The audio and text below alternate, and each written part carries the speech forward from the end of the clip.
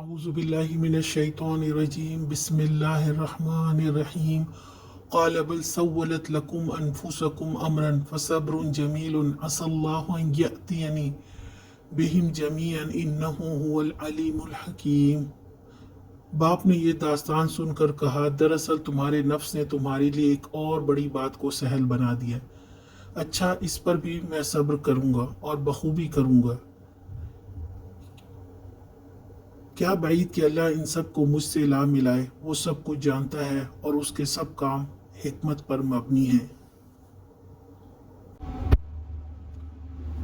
یعقوب علیہ السلام نے کہا، یعنی تمہارے نزدیک یہ باور کر لینا بہت آسان ہے کہ میرا بیٹا، جس کے حسن سیرت سے میں خوب واقف ہوں، ایک پیالے کی چوری کا مرتکب ہو سکتا ہے۔